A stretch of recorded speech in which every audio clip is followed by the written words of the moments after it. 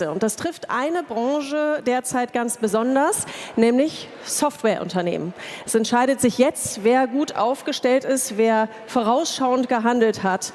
Und unser folgender Gast ist es definitiv. Das gibt mir auch kurz die Gelegenheit, mich beim zweiten Platin-Sponsor auf der Bühne hier zu bedanken, Microsoft. I'd like to take the opportunity to thank Microsoft for being the platinum sponsor here and for making the stage program possible. Thank you very much.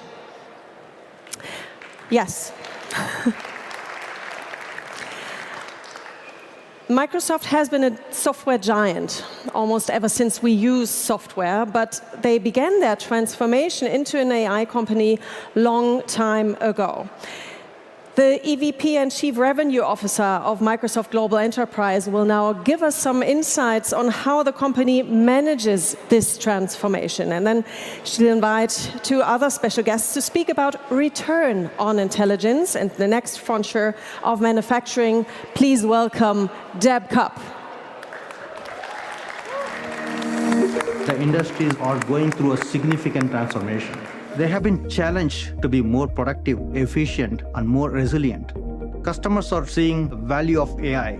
It's cutting the maintenance cost up to 30%, improving the asset reliability by 20%, reducing the carbon emissions by 15%, bringing the energy consumption down by 20%. Every single day, we are helping farmers on the fields, we are helping to cure diseases, and we are helping our consumers get healthier. We really want to be at the forefront of innovation. That's the reason why we are trying out new technologies. Digital is a key enabler, and we are creating a digital backbone that enables us to be competitive into the future.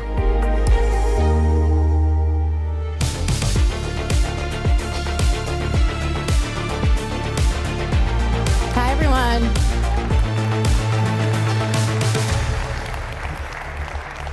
I like the smoke effect. It's great to be here. I'm really excited to have this opportunity to speak with all of you. For more than 70 years, this has been the place where world comes together to talk about what's next in the industry. And I think it's just a super interesting time in manufacturing. It's entering a new frontier, and it's really this powerful convergence. And it's all about human ingenuity and meeting industrial intelligence. And so when you think about the forces behind a shift like this, we think about mass customization, we think about autonomous operations, and we think about increasingly agentic supply chains.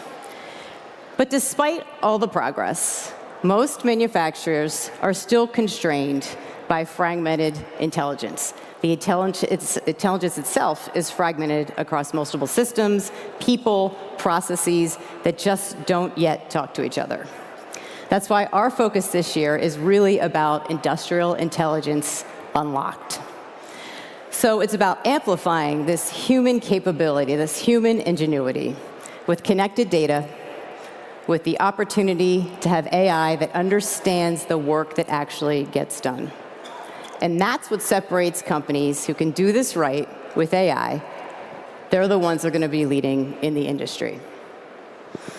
So we think about this term frontier. And so as I describe what a frontier manufacturer is, they're really doing these four things. They're turning AI into an operational advantage. So how do they do that? They're redefining product life cycles in a very material way. It's creating this closed loop learning process, design, engineering, operations to build better decisions, to have things happen earlier in an innovation cycle, to create an opportunity to move things faster. We also have those frontier firms running AI-powered factories. And that's bringing real-time intelligence to the factory floor where teams can really anticipate issues and coordinate work. They build trust across human-agent teams. What does that mean? That's pairing this human judgment, which is so deeply important, with AI at scale. And it's anchored in secure, in governed systems that they can trust, but that also reflects the way work is getting done. And then they're orchestrating an agentic supply chain. And that's connecting suppliers, partners, everyone in the system and plants, et cetera, in real time so they can see what's happening, they can identify disruption quickly, and they can adapt proactively. So beyond these four things, how do we think about this? There are two fundamentals that every frontier firm gets right, and that's intelligence and trust. And by intelligence, we mean your intelligence. It's the intelligence of your people, of your organization, of your industry. What makes you unique? That's your intelligence. AI should be amplifying that, not overriding it. It should be scaling what you know in a way that keeps you governed, also has the opportunity to create security, and it's on your terms. Trust is what makes it all possible, and a trusted platform is what ensures AI is delivering the outcomes you really want in the way that you expect. So when these things come together, that's when AI makes real impact. So let's unpack this a little bit. When you think about an intelligence layer, if you have trust and intelligence as your foundation, the real question then becomes, how does it show up in day-to-day operations? How does intelligence really run as part of the business? So we're going to start with understanding work. When you understand work, you understand how things get done. You're clear on who people collaborate with. You understand what's being discussed and agreed upon. When AI is present in that flow of work across conversations, across experiences, meetings, documents, it then has an opportunity to learn how that work actually gets done. AI recognizes patterns, it carries the context forward, and then it turns these individual experiences into a shared understanding. Think of this as work intelligence, AI in the flow of work. Then you say, understanding work is great, it's not enough, because every decision made on the factory floor runs on data. So for intelligence to move from insight to action, you have to understand it at the business level. Not just the data itself, but the data insights it creates. And that's about understanding how performance is measured, what KPIs matter. AI can retrieve information, which is great, but it needs to reason it consistently. When data understands the business, humans and agents can make better decisions. They're more directive around what needs to happen, and they do it from the same source of truth. This is data intelligence. It's AI grounded in business reality. That's what makes it valuable. So there's one more piece of this when you think about intelligence that you need to understand. It's how the business actually operates. So when you think about any organization, we all work at organizations, there are policies, there are standards, there are procedures. In most organizations, that knowledge is everywhere. It's in people's minds, it's in different sites, it's all over the place. So the question becomes, for AI to really work in a way that's compliant and responsible, that knowledge has to be grounded in context. Context is so deeply important. So intelligence can really create the right guidance, the right moment, and really creating it for the right person. So think of that as operational intelligence, AI that understands how the business is meant to work and run. So you step back, you have these layers of intelligence that come together. And this is when you start to see the real shift. You can do components of this, and that's great. When you pull it together, you end up with something that is not just being consulted, it runs with the business. We talk about AI in the flow of work being critically important to how the business actually operates. You don't want it running as a sidecar. You want it running in the work that you do every single day in the flow. So when we put this together through a shared and connected intelligence layer that operates across people, processes, and the value chain, you end up with this incredible dynamic that can create an advancement for your organization. Work IQ understands how work actually happens. It's that work intelligence.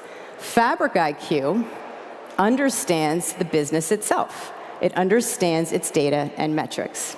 Foundry IQ is this connective intelligence that pulls these work intelligence together with data intelligence that brings this enabled outcome that have agents and humans working consistently together, acting responsibly, and operating very securely.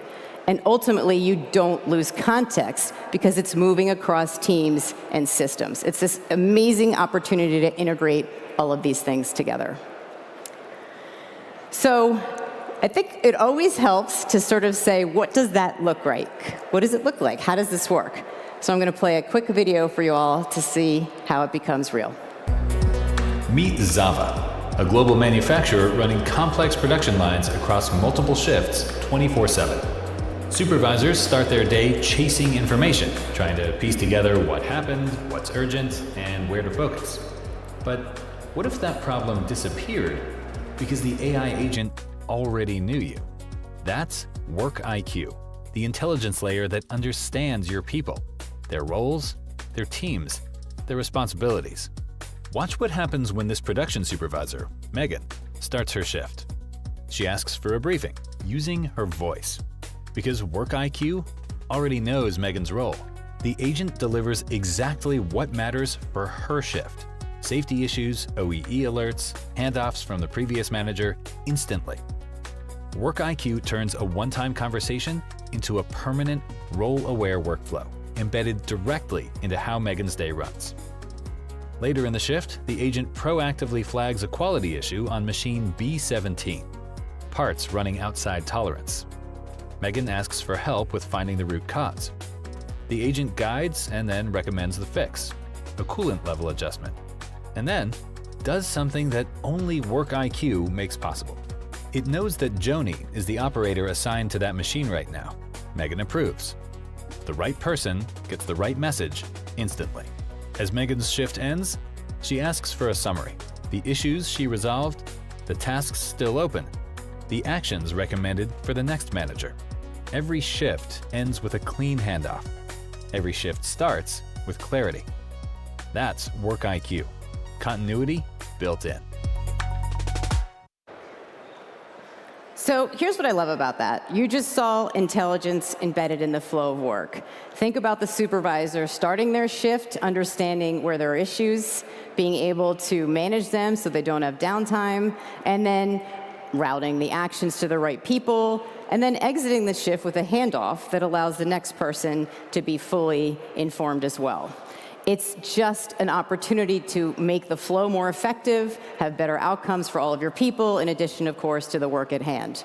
So I want to take a minute now to welcome someone to stage with me who's going to help talk a little bit more about closing the gap. So please welcome Yitzhak. Yitzhak leads our real-time intelligence and Fabric IQ group. And we're going to explore how this intelligence layer comes together in real life. So, Yitzhak, thank you for being here with me. And I'll say, first question for you. As you think about all of this, where do you see the biggest gap today between data manufacturers and the data they collect and the intelligence that they can actually apply and use in the operation? Thanks, Deb. Yeah. It's a pleasure to be here. And again, I'm speaking with a lot of manufacturers in Germany and Europe and across the globe. The problem today is not the amount of the data or how we collect the data. The problem is the disconnect the data. There is data that's coming from the floors, from the manufacturers. There's data in the supply chain and in the ERP systems, but the data is disconnected. Signals that are happening in the floor are not connected to the downstream impact on the supply chain and the customers. And this disconnect is where our customers spend their time trying to connect together. And it becomes even more complex when you try to apply AI on it. This disconnect creates organization to be very slow and fragmented. Makes sense. And so what role, of course, could a trusted partner like Microsoft play in pulling this together and helping manufacturers moving from insight to real-time operational intelligence? Yeah, our goal at Microsoft to help our manufacturers is really to enable this future factory, as you said. First of all, we want it very easy to bring all this data in, all those signals into one place, into one lake in Microsoft Fabric, where all this data is secured and governed, which is super important for us, super important for our customers. Yep. It's in one place. From there, what we do, we enable with Fabric real-time intelligence to collect all those signals that are coming from the manufacturer. So all the temperature, the pressure, the operational signals that are coming to the shopping floor, how we can connect this together. But collecting the data, it's not enough. What we want to make sure, we want to create this unified context of what it means, how we can connect the plants to the business. And that's where the ontology in Fabric IQ comes into place, where you can have a unified context, understanding of both your manufacturers and the downstream business together. And that's what enables humans and AI, the human ingenuity and AI to work together. And that's actually where we see where AI excels. So collecting all this manufacturing data and layering on top of it all those signals from the business. So for example, take the temperature data, the operational signals all together. And once you take it all together, now when something happens, you no longer need to look at the report. The system can automatically understand what it should do and take those insights to drive actions automatically on the downstream. So it creates the operational intelligence that needed to move from really reactive to be very proactive and autonomous. Awesome. And so, Microsoft works with a super broad ecosystem, as we know, to help manufacturers in this entire journey that you just described, including NVIDIA. And so when you combine Microsoft Fabric with NVIDIA's work, and we think about sort of physical AI and simulation, how does that all come together, and how does it unlock for manufacturers? So our goal here in this partnership with NVIDIA, but in general, we want to make sure that our customers are able to understand their operational intelligence. With Fabric real-time intelligence, bringing all those signals in, ability to act on this data in a timely manner, and having this ontology, this business context that connects the factory to the business together, that enables them to run their business operations.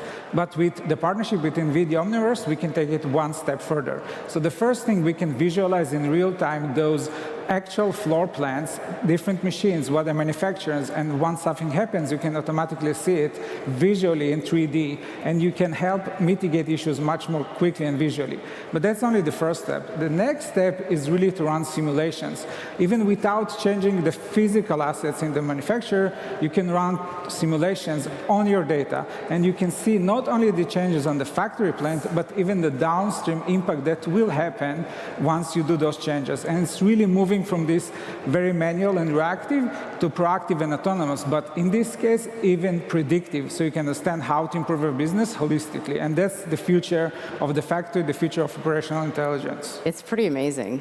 And so I think maybe worth us showing a little video to give everybody context. Let's see it. All right.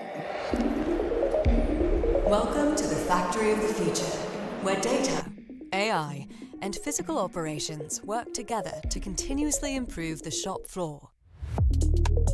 Here, a manufacturer is running a forward-looking production line with KUKA, Hexagon Robotics, and NVIDIA, connecting design, execution, inspection, and optimization in one closed loop. It starts at the edge. Azure IoT Operations captures signals from assets, sensors, equipment, and robots, making sure data is ready the moment it's generated. That data flows into Microsoft Fabric, where it becomes the shared foundation for analytics and AI. KUKA robotics and software bring the line to life, moving parts through production, while data streams through Azure IoT Operations into Fabric. From there, Fabric real-time intelligence turns telemetry into visibility, enabling teams to track performance, spot drift, and respond before issues become unplanned downtime. Then, Hexagon Robotics Aeon inspects finished parts using onboard sensors, confirms they meet requirements, and assembles and packs each item in line with production. Fabric RTI, integrated with NVIDIA Omniverse libraries, keeps the digital model aligned with what the line is doing right now, so teams can validate changes virtually first. Those improvements are then applied back into the physical line with confidence.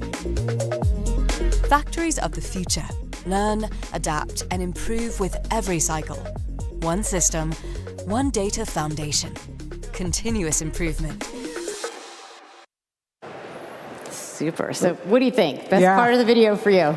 So I'm sure that everyone is super excited about this video, but the part that I'm even more excited, it's not the future. It's the factory of the future, but that's the reality today for you all to use. And you've seen how it's easily to bring all this data in, apply intelligence in real time, understand those signals, and also visualize and do simulations. And that's how we see our customers and different manufacturers across the globe use this technology to drive their operation efficiency. So, amazing. Yitzhak, thank you so much for being here. Really appreciate it. All right, for our last part of our session here, I'm super excited to have a special guest from Krones. Christoph will be joining me here in just a second. And as many of you probably know, Krones is a super example of cutting edge at this time, at this shift in the market. They're a 75-year-old company who understands a very simple truth. To remain successful, you have to change. Today, they're turning cloud, data, stimulation, and AI into a super competitive advantage for their operations, and they are impacting customers across the globe in beverage, food, and liquid good industries. You will also see them in our booth if you stop by later. So, Christoph, I would love to have you come and join me.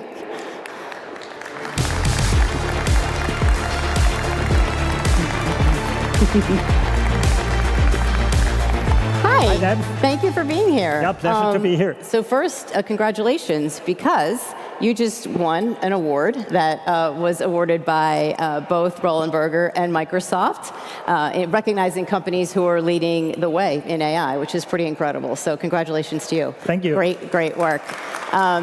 You've pushed digital twins like beyond visualization. You've really created this opportunity to have real-time impact, and it's just remarkable. So we're super glad to be your partner. We're so happy to have you here with us. And so I would love to start just by talking about the partnership a little bit. Yeah, right. Kind of as you think about the goals that you're focused on and what you're trying to achieve. Yeah. How do you think about how Microsoft has helped you on that journey and how we've shown up as a strategic partner for you? Yeah, right. Well, it's a lot to say right now, but let me start with the partnership. I mean, if you think about, and we are a machine building company serving 160 countries a year, 20,000 people, and we have a lot of domain know-how. And once you want to automate and get AI into domain know-how, sorry when I say that, you first do not think about Microsoft. No, that's right. That's true. But actually, since we have been a big partner of you in, let me say, the commercials we otherwise run, we came into discussion about our domain know-how and how the domain know-how could be actually brought into AI. Mm-hmm. And there the whole thing started. Yeah. In a discussion in a car, I heard this afternoon, with one of our people and yours. Yes. So it started in a car, and there came the idea up that we are doing something together. And I can say one unique thing about the partnership we have today is you brought partners to the table. Mm-hmm. And I say we are a small company, we are doing 6 billion revenue. So we are a small company, but we would be not able to bring the partners on the table you have brought, which is amazing. And maybe let me add one other thing. Sure. Being a CEO of a company, being 10 years in whatever you would call it, digitalization of our business model, AI, whatever. And I can say I'm fed up with prototypes, with pilots. My point was, can we create something which comes into the real business and helping us out, really makes things faster and better for our customers? Well, it's funny because I was going to go there because we had this conversation earlier, and I said that the real answer here is not to hang in pilots, to go do something that's quite valuable to your business and to make sure that you're getting to a place that's really bringing you value. And so, like, how have you approached that? Like, how have you approached scaling innovation in a way that is meaningful to your business? Yeah. I mean, first of all, I have to say, we are usually working with the products and the machines we have on the physical edge, okay? Why is that? Because the competition is strong, and we have to deliver all the time something which is better than the others, of course. Yeah. And then we are at the physical limits of whatever. And our point was, once we are going to do something differentiating us from competition, we need a big project, delivering impact and having a long breeze to get that through. Yep. Now the point comes, we started on our own, but actually the timeline was far too long. And I would say this is something where I strongly believe into, let me say, partnerships, that speed comes to the whole thing, that we can scale even the failures we have, because the big problem is you fail many times in case such an approach is done. We heard right now about data, the input you need. So there was one big point getting the data structured that they will move and work for the project we had. And the point was actually having all these resources around, these powerful organizations to get things ahead. That's great. So how about business impact? Can you talk about that? How has it impacted your business? I mean, the application we have, and you can see it on the booth of Microsoft, you might think in the beginning, where this is small. You see here a filling machine in the back, and for us a big problem is that the water or whatever product is in the bottle is spoiling over, right?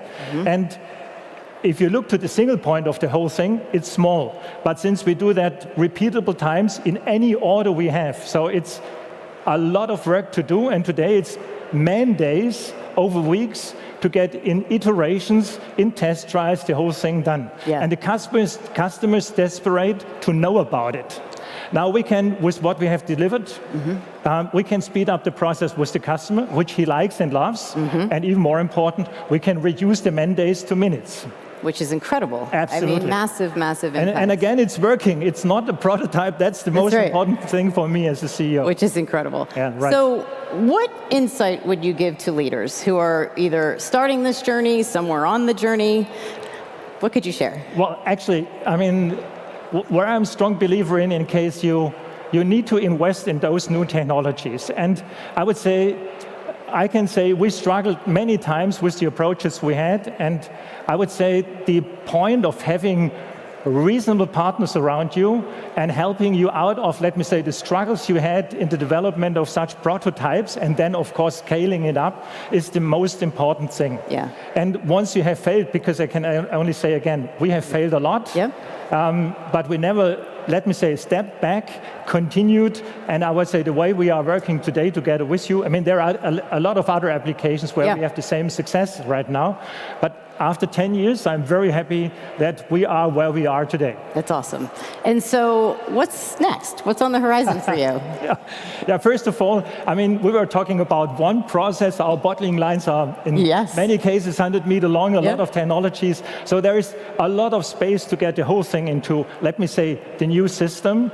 Other applications where domain know-how, and I just can not only emphasize it enough, domain know-how being brought into an AI agent, which helps to make decisions on that speed.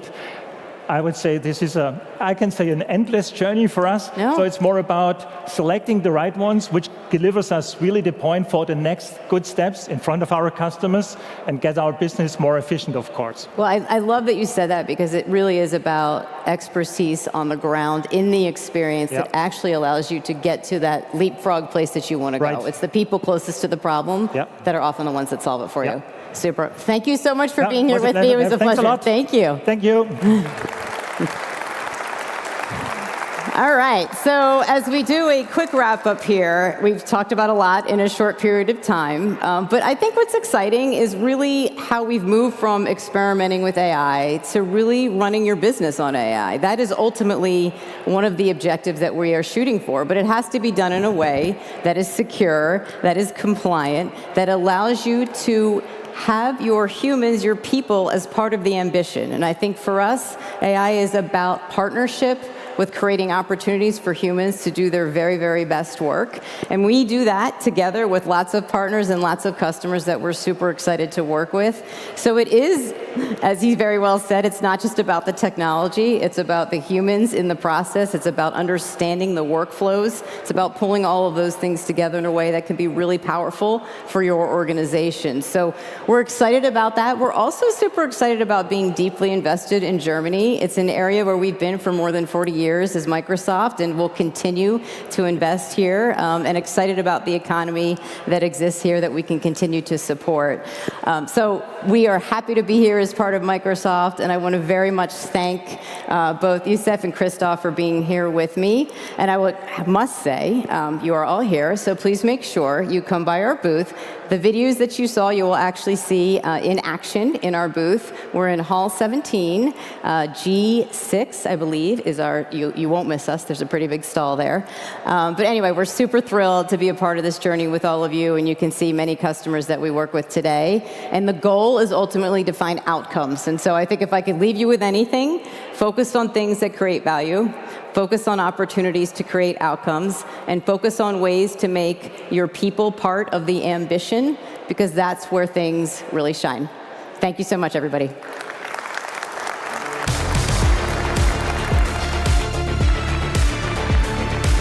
Thanks so much, Deb, Cupp, for this very insightful session. I can only imagine how it can be applied, the whole technology, to other sectors. There are so many heavy loaded sectors or heavy loaded of documentation, so that might really help. If you want to dive deeper into this topic, return on intelligence, Microsoft is happy to welcome you at the dialogue areas right here. You can see a lounge right in the middle of this area.